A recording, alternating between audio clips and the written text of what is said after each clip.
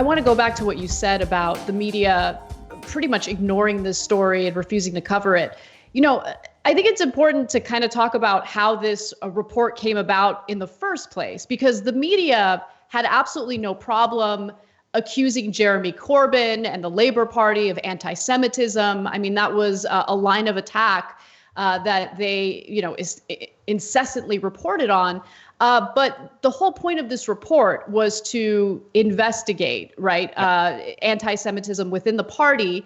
And it turns out that the very people who, tried to prevent any true action in response to the racism and anti-Semitism were undermining Jeremy Corbyn. So why is it that the media all of a sudden has no interest in anti-Semitism? I mean, I find that curious.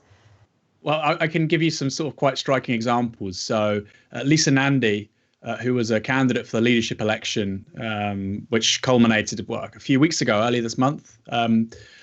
She, in January, was calling for the full release of this report, the full release, her words, full, immediately. And now, of course, now it says things that perhaps people don't want to hear. Nobody's saying that anymore. The GMB was a major trade union which was backing her. Now the GMB is saying, oh, the whistleblowers need to be protected. Hold on a second. You were backing a candidate in January demanding the full release of this document. Your problem is you don't like what's in it. And it's a very similar story last year. There was a documentary by Panorama. Many of the people outlined in this document, the whistleblowers, it turns out, many of them didn't have the best of intentions. When they went to Panorama, people were saying these people are whistleblowers, they're protected. People like Tom Watson, named in this document. People like the GMB said we have solidarity with whistleblowers. Yet when it's people doing the precise same thing, all of a sudden this is an outrage and people's private personal rights are being compromised. There is always, of course, an argument with regards to data breaches and whether there is, a sufficient public interest for something to be in the public realm. Clearly, people who've made complaints, their names should not be in public circulation. I view that as an issue for journalists. You can't say, oh, they should have given the journalist a redacted version. Well, then how the hell is a journalist going to know what should go in or out of a story? So I have full solidarity with the whistleblower, and I think this has become an issue. It's just frankly absurd. Something I've said is, it's a shame that Harvey Weinstein wasn't perhaps friends with some of these people, because the analog is, they would have blamed Rose McGowan. They would have said Mr. Weinstein has a right to personal private rights. There are some very serious allegations in this document. I don't say that lightly. Incredibly serious allegations. A group of people trying to effectively lose a democratic election in a major Western country. So there's clearly sufficient interest here for the thing to be in the public realm. I mean, the parallels, one quick follow up, like the parallels with what we're experiencing in the United States is actually kind of incredible, especially when it comes to whistleblowers and how the Democratic Party saw Julian Assange as like some hero prior to the 2016 election, someone who deserves to be protected, someone who's sharing information that we all really need to know about, someone who can be considered a journalist in his own right. And then as soon as there are suspicions that he's helping Donald Trump get elected, he's now a pariah. So there are incredible similarities between. Well, those are like the libs. I mean, the national security Democrats always hated him, but I like it. True. It's like the Guardian parallel. Oh, it's great until, it's it could threaten us.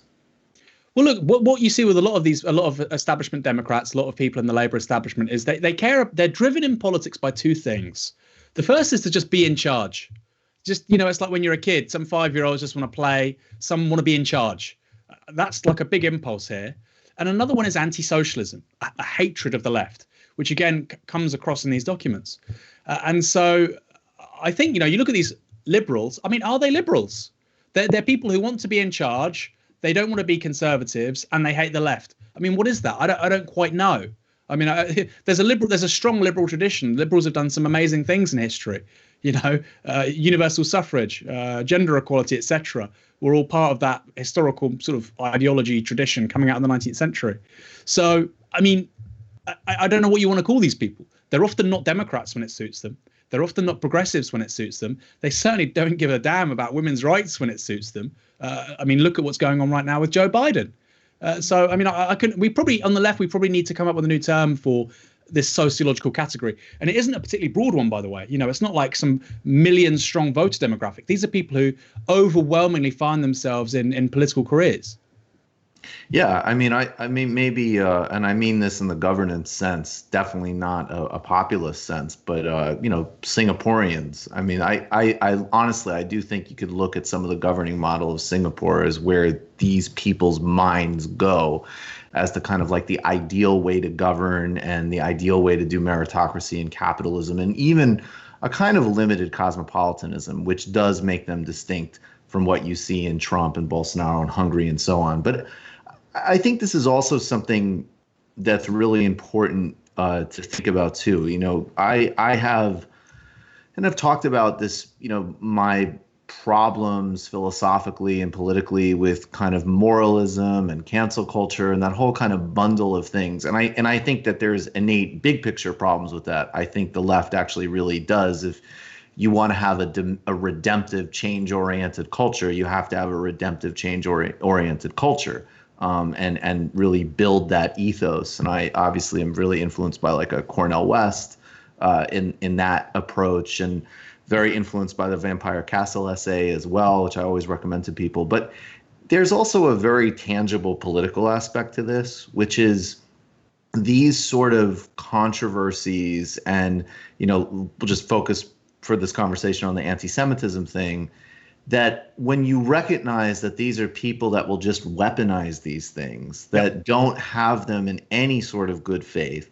In other words, they're going to, when it's going after their political opponents, they will either take something that, say, is a genuine mistake, but, can be changed, can be addressed, whatever, or actually completely fabricate or make things up, or say that something like, keeping on this theme, like, criticizing the Israeli occupation or the siege on Gaza is anti-Semitism. And I think that the left, in some ways, actually, because it hasn't really resisted this stuff generally, which I absolutely think it should, has also just been played by these people, because it's like, obviously, when push comes to shove, of course, it's not going to apply, to their own, political circles, and we see it play out in a million different ways. So I think that there's a way in which, again, it's like the cultivating a better scene and more compassionate scene on the left actually also correlates with being a lot more savvy about power and understanding what exactly you're up against. Yeah, I would absolutely agree with that in its entirety. I mean, a few things, and the sort of weaponizing of a certain leftist, for want of a better term, identity politics. It's so sort of capacious. It can mean a bunch of things, but hopefully your sort of audience will give me the charity of explaining what I mean.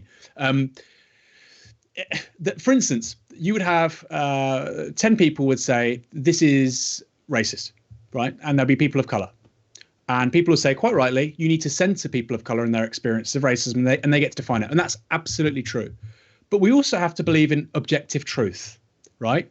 So I'm of Iranian heritage. If I'm with 5 other people and we're all of Iranian heritage, and we determine this particular thing is Islamophobic and anti-Iranian, that doesn't mean we get to determine the objective reality of the situation. Other people might say, well, actually, that doesn't really correspond with facts. That doesn't correspond with how we understand as a society prejudice, racism, equal opportunity, universal human rights, etc. And there's an element of the left which didn't buy into that. So like when people say, oh, that's racist or that's sexist or that's whatever, because these people say it is, and that's the only prerequisite for it being true, I think the left does have to push back and go, well, that's, we have on the left, we have to believe in an objective truth, right? We have to believe in like the possibility of a straight person having solidarity with a gay person, or a white person having solidarity with a black person. If we don't believe that can be bridged, if we don't believe that people can understand that despite these things, they have more than just shared interests, they have shared humanity, then what are we doing? So I think that's the first thing. I think this kind of radical identity politics, I agree with you, was really cleverly exploited. So you see it with Bernie Sanders. Bernie Sanders hates black people. Why? Because, look, these 5 BAME activists all say that he's anti-black. Well, okay, well, let's look at the guy's historical track record. Let's see what other civil rights activists say. Let's look at the political context within which he's operated for 30, 40 years. As a white politician, he ain't anti-black.